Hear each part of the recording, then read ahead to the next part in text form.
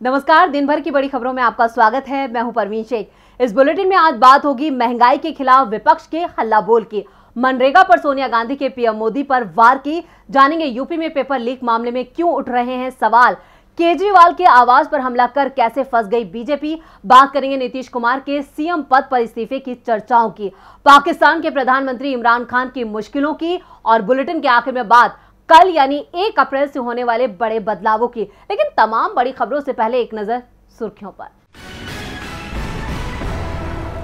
अब सपा को लेकर केंद्र सरकार का बड़ा ऐलान, गृह मंत्री अमित शाह बोले नागालैंड, असम व मणिपुर में अब सपा के तहत आने वाले अशांत क्षेत्र को कम करेगी केंद्र सरकार।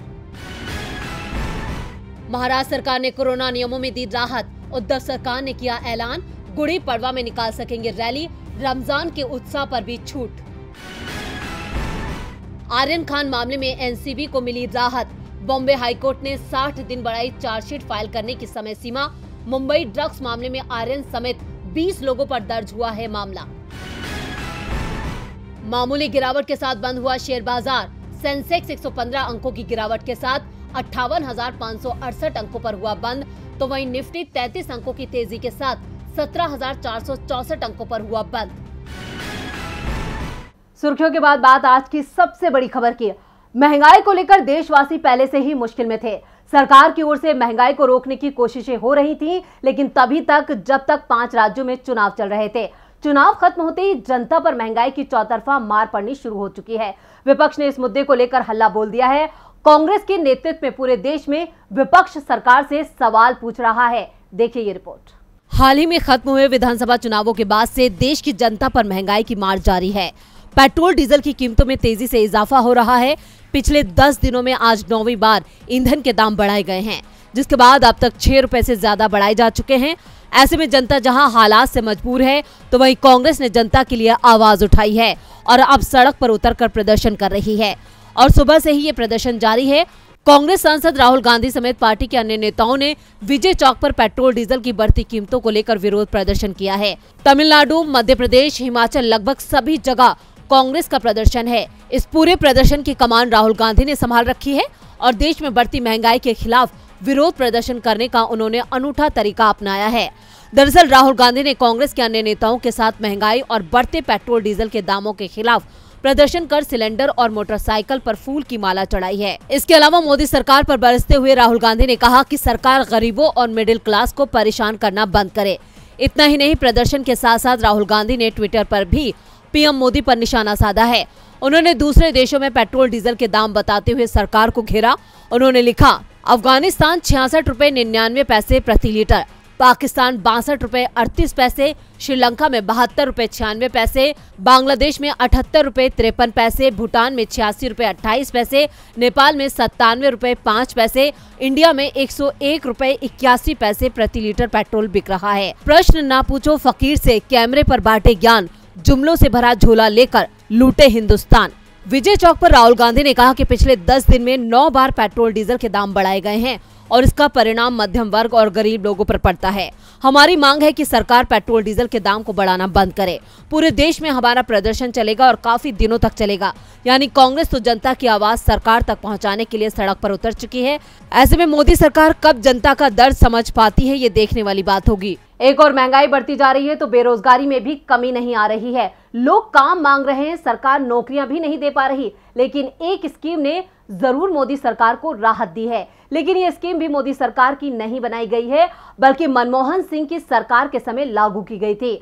पीएम मोदी ने तो अपने शुरुआती कार्यकाल से इसका मजाक ही उड़ाया था और आज कांग्रेस की कार्यकारी अध्यक्ष सोनिया गांधी ने पीएम के बयानों को याद करते हुए उन्हें घेर लिया।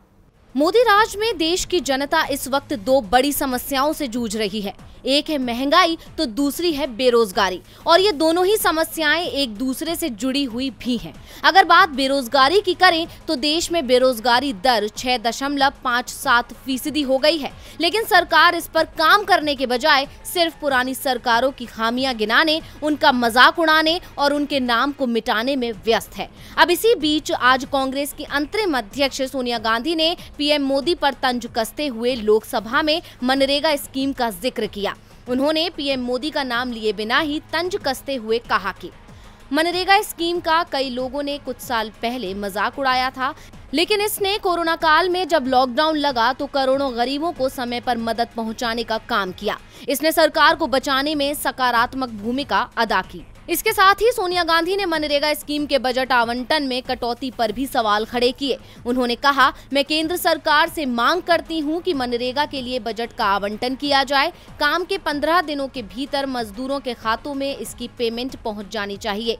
बता दें कि मनरेगा स्कीम की शुरुआत कांग्रेस नेतृत्व वाली यूपीए सरकार के पहले कार्यकाल के दौरान हुई थी, जिसके तहत लोगों को उनके गाँव, उनके क्षेत्रों में ही काम मिल सके, जिससे लोगों को काम की तलाश में बाहर न जाना पड़े। इस स्कीम के तहत ग्रामीण भारत में रहने वाले गरीब व कमजोर आय वर्ग के परिवारों को 100 दिन का रोजगार प्रदान करना है, ताकि वो अपनी आजीविका चला सकें, जिससे जनता को काफी फायदा भी पहुंचता है। दरअसल सोनिया गांधी ने पीएम के उस बयान पर तंज कसा था जिसमें उन्होंने इस स्कीम की आलोचना भी की थी। पीएम ने कहा था, क्योंकि मनरेगा आपकी विफलताओं का जीता जागता स्मारक है।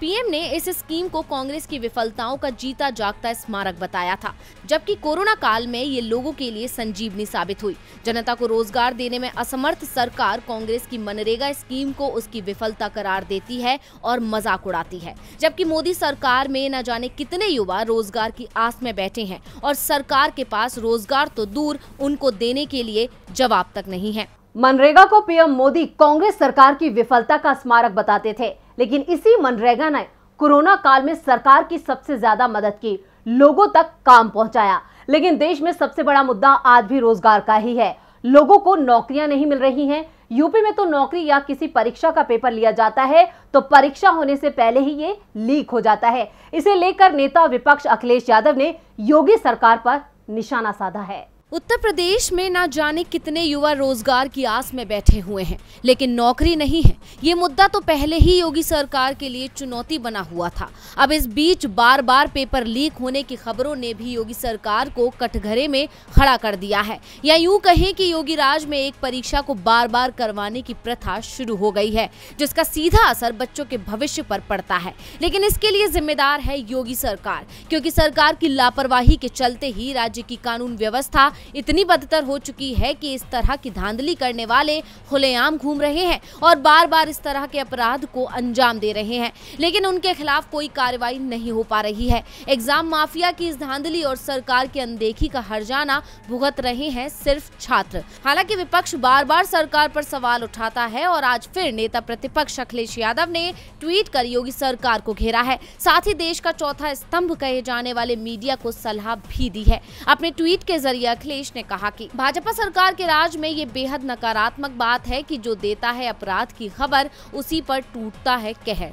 चौथा स्तंभ हिरासत के डर से आजाद होना चाहिए। अखिलेश यादव ने जहां अपने ट्वीट के जरिए बीजेपी पर निशाना साधा तो वहीं एक खबर भी साझा की, जिसमें पेपर लीक होने के बाद घर लौटी छात्रा ने अपनी जीवन लीला समाप्त कर ली। इससे पहले भी नेता प्रतिपक्ष ने पेपर लीक मामले में सरकार को घेरते हुए इसे बीजेपी का व्यवसाय करार दिया था। यानी साफ है कि अगर सीएम योगी अपने पिछले कार्यकाल में ही इन मुद्दों पर ध्यान देते तो शायद आज बच्चों के भविष्य के साथ खिलवाड़ नहीं होता। सरकार नौकरी नहीं दे पा रही है, डर का माहौल बना हुआ है, लोग बोलने से डरते हैं। डराने की कोशिश दिल्ली के सीएम को भी की गई है। बीजेपी कार्यकर्ताओं ने दिल्ली के सीएम अरविंद केजरीवाल के आवास को निशाना बनाया, तोड़फोड़ की घटना के वीडियो सामने आए हैं। इसे लेकर आम आदमी पार्टी के संयोजक और दिल्ली के सीएम अरविंद केजरीवाल ने बीजेपी पर सवाल उठाए हैं। फिल्म मनोरंजन का साधन होती है, लेकिन भारतीय जनता पार्टी यानी बीजेपी के राज में फिल्मों के जरिए भी राजनीति की जा रही है। जो फिल्म देश के लोगों को बांटने का काम करे उनका प्रचार किया जाता है, और ऐसी ही एक फिल्म द कश्मीर फाइल्स की चर्चा खूब हुई। फिल्म का सुर्खियों में रहने का कारण था उस पर शुरू हुई राजनीति, और बीजेपी की इसी राजनीति पर मुखरता से बोले दिल्ली के सीएम अरविंद केजरीवाल, जिस कारण वो बीजेपी नेताओं के निशाने पर आ गए। दिल्ली के सीएम अरविंद केजरीवाल का फिल्म को टैक्स फ्री न करना और फिल्म को यूट्यूब पर डालने की सलाह देना बीजेपी को रास नहीं आया, जिसके बाद बीते दिन मुख्यमंत्री के आवास पर तोड़फोड़ की गई। जिसके बाद आज दिल्ली के मुख्यमंत्री केजरीवाल की प्रतिक्रिया आई है। उन्होंने कहा कि वो देश के लिए जान भी दे सकते हैं। अगर दुनिया की सबसे बड़ी और देश की सत्ताधारी पार्टी दिल्ली में ऐसी गुंडागर्दी करेगी तो देश के युवाओं को क्या संदेश देगी? देश इस तरह आगे नहीं बढ़ सकता। अरविंद केजरीवाल नहीं बल्कि देश महत्वपूर्ण है। मैं देश के लिए अपनी जान दे सकता हूं। वहीं अब ये मामला दिल्ली हाई कोर्ट पहुंच चुका है और आम आदमी पार्टी ने इस मामले में SIT गठित करने की मांग की है। आपका आरोप है कि भाजपा के लोग अरविंद केजरीवाल की जान लेने की साजिश कर रहे हैं। पार्टी की तरफ से कहा गया था कि जब चुनाव में जीत हासिल नहीं कर पाए तो केजरीवाल को मारने की कोशिश की जा रही है। दरअसल ये सारा विवाद केजरीवाल के उस बयान पर शुरू हुआ था जब उन्होंने फिल्म को टैक्स फ्री करने के बजाय YouTube पर डालने की सलाह दे दी थी और बीजेपी नेताओं पर तंज कसते हुए फिल्म के पोस्टर लगाने की बात कह डाली थी। अब ये विवाद तो बढ़ चुका है। ऐसे में देखना होगा कि ये विवाद कब और कैसे थमता है। बीजेपी के लिए केजरीवाल की चुनौती से निपटना मुश्किल होता जा रहा है। केजरीवाल बीजेपी के सामने कभी भी बैकफुट पर जाते नहीं दिखे हैं।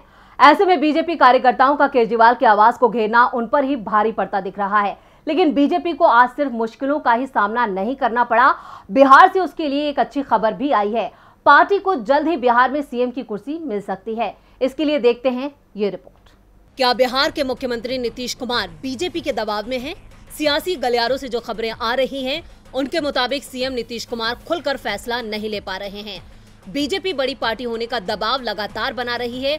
बिहार में VIP के 3 विधायकों का पलटी मारना और उसके बाद पार्टी के चीफ और मुकेश सैनी को मंत्रिमंडल से हटाने का फरमान जारी करना, इससे नीतीश कुमार परेशान हो चुके हैं और जल्द ही एक नई भूमिका में नजर आ सकते हैं।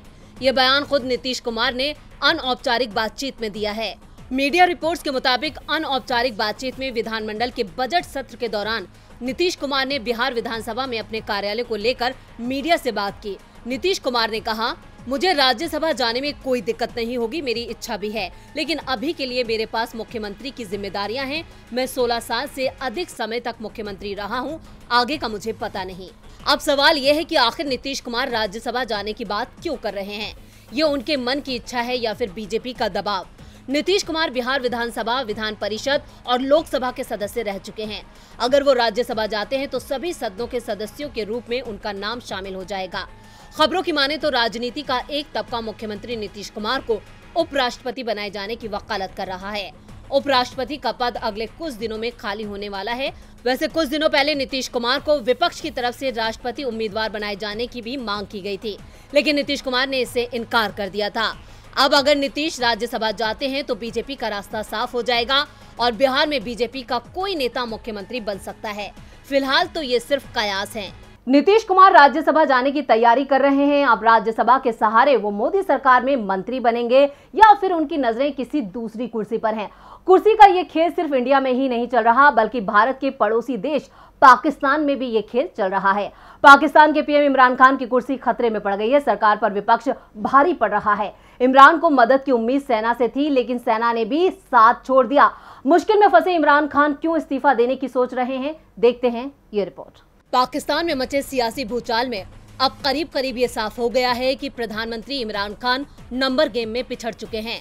इमरान के अपनों ने ही उनको धोखा दे दिया है। मुत्ताहिदा कौमी मूवमेंट पाकिस्तान ने जैसे ही सरकार से समर्थन वापस लेने का ऐलान किया, वैसे ही ये तय हो गया, अब इमरान को पाकिस्तान की सत्ता से जाना होगा। वो अलग बात है कि इमरान खान लगातार इस्तीफा देने से इनकार कर रहे हैं। MQMP का साथ छोड़ने के बाद इमरान खान के पास 342 सीटों वाली नेशनल असेंबली में बहुमत नहीं बचा है।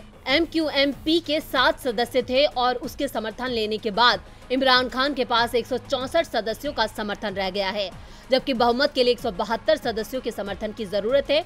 अब जो खबर आ रही है उसके मुताबिक PM इमरान ने विपक्ष को अविश्वास प्रस्ताव वापस लेने के लिए कहा है, जबकि विपक्ष ने इससे इनकार कर दिया है। पाकिस्तान पीपल्स पार्टी के नेता बिलावल भुट्टो ने इमरान खान से कहा है कि वो फौरन अपना इस्तीफा दें। इमरान के खिलाफ अविश्वास प्रस्ताव पर चर्चा शुरू हो चुकी है। वैसे तो अभी अविश्वास प्रस्ताव पर वोटिंग होने के बाद आधिकारिक तौर पर पता चलेगा कि इमरान खान के पास संसद में समर्थन है भी या नहीं, लेकिन जिस तरह उनकी पार्टी के 24 से ज्यादा सांसद बागी हो गए हैं और सहयोगी भी उनका साथ छोड़ रहे हैं, उससे ये साफ है कि विपक्ष के पास 172 से ज्यादा सांसदों का समर्थन है। ऐसे में इस बात की भी चर्चा है कि इमरान खान की सरकार गिरने के बाद विपक्ष एक संयुक्त सरकार बनाएगा, जिसकी कमान पाकिस्तान मुस्लिम लीग नवाज की पार्टी के नेता और नवाज शरीफ के भाई शहबाज शरीफ के पास आ सकती है।